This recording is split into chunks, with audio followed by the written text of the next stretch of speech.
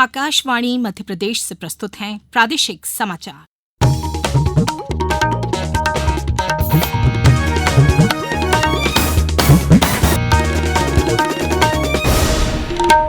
नमस्कार, समाचारों के साथ मैं राना शाहिद। पहले इस बुलेटिन के मुख्य समाचार। रंगों का त्योहार होली पूरे देश में पारंपरिक उत्साह और हर्षोल्लास के साथ मनाया गया।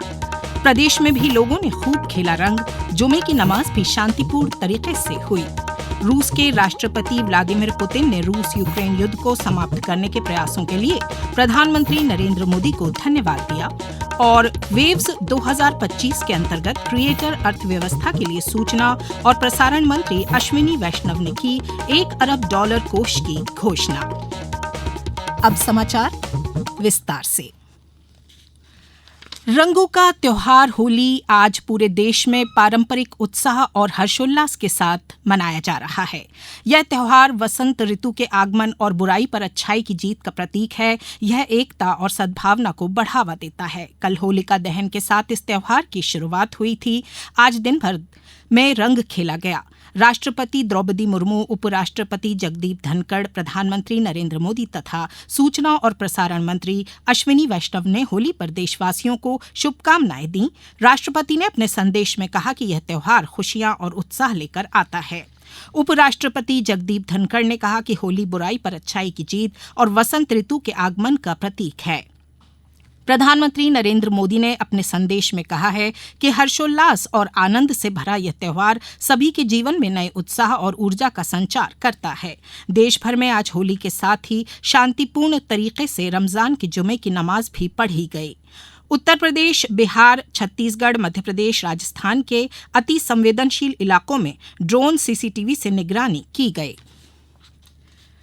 इधर प्रदेश में होली की धूम रही। राज्य में सबसे पहले उज्जैन में भगवान महाकाल ने होली खेली। आज सुबह 4 बजे भस्म आरती में बाबा महाकाल को गुलाल लगाया गया। मैहर में मां शारदा के चरणों में भी अबीर गुलाल अर्पित किया गया। मुख्यमंत्री निवास में ब्रज की होली खेली गई। मुख्यमंत्री डॉक्टर मोहन यादव ने राधा कृष्ण पर फूल बरसाए।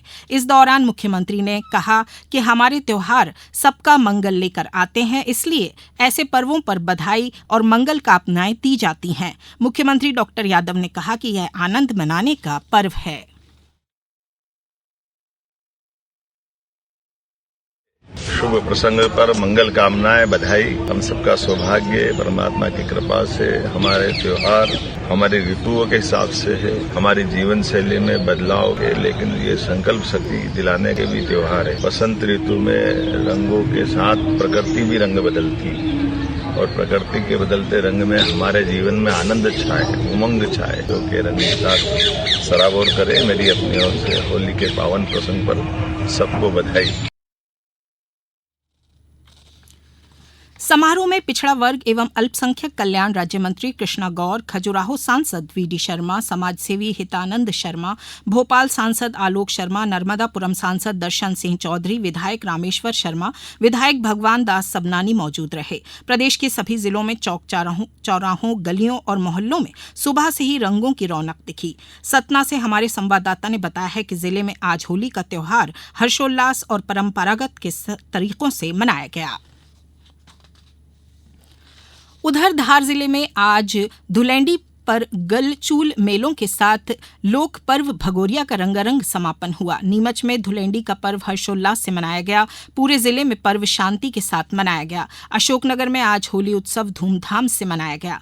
चौराहे पर लोग एक दूसरे को गुलाल, रंग आदि लगाकर होली खेलते नजर आए। इसके साथ ही कुछ लोगों द्वारा मैरिज गार्डन आदि में सामूहिक होली मिलन कार्यक्रम आयोजित कर मुल्तानी मिट्टी, हर्बल गुलाल आदि लगाकर प्राकृतिक रूप से होली खेली गई। शिवपुरी में भी आज होली का त्योहार उमंग और उत्साह के साथ मनाया गया।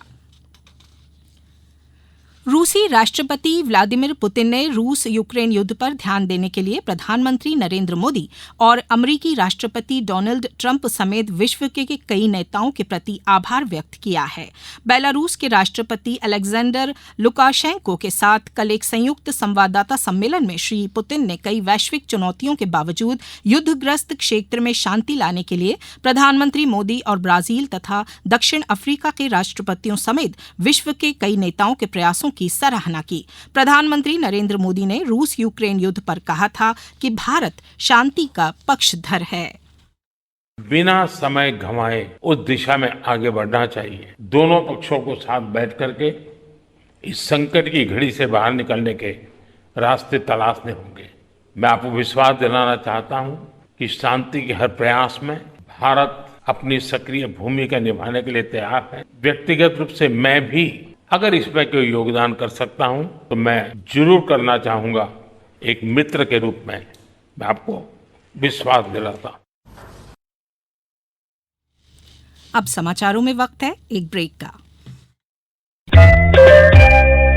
ये समाचार आप आकाशवाणी मध्य प्रदेश से सुन रहे हैं।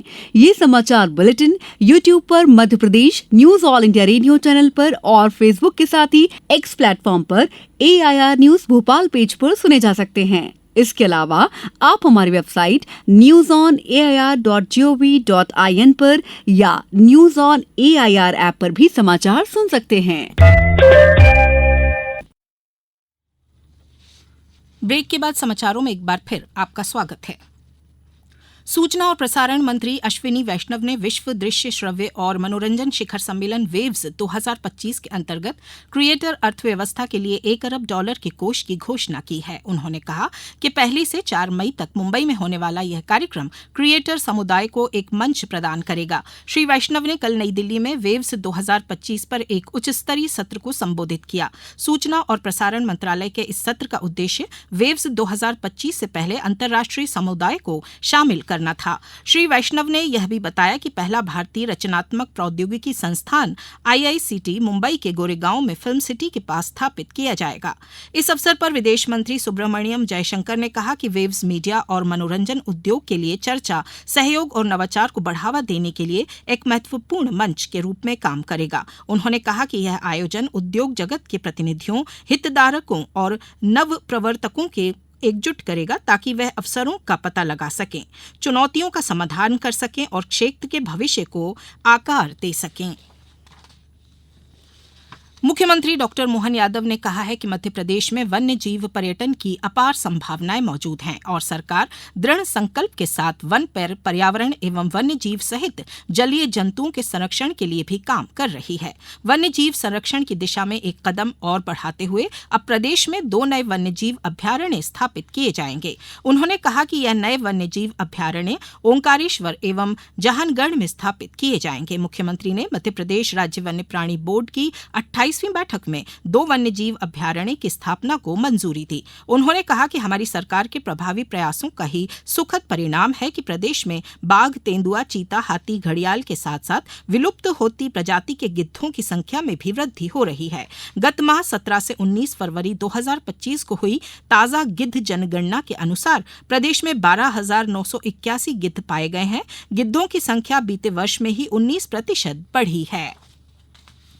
मध्य प्रदेश राष्ट्रीय शिक्षा नीति 2020 लागू करने में अग्रणी राज्य है। इस शिक्षा नीति के अंतर्गत स्नातक पाठ्यक्रमों में चतुर्थ वर्ष को प्रथम बार संचालित किया गया है। उच्च शिक्षा, तकनीकी शिक्षा एवं आयुष मंत्री इंदर सिंह परमार ने हर्ष व्यक्त करते हुए कहा कि उक्त परिप्रेक्ष्य में भोपाल स्थित उच्च शिक्षा उत्कृष्टता संस्थान ने सर्वप्रथम 7वें सेमेस्टर का परीक्षा परिणाम घोषित किया है। श्री परमार ने कहा कि उच्च शिक्षा उत्कृष्टता संस्थान इसी प्रतिबद्धता के साथ राष्ट्रीय शिक्षा नीति 2020 के ध्येय की पूर्ति में अपनी सहभागिता सुनिश्चित करे।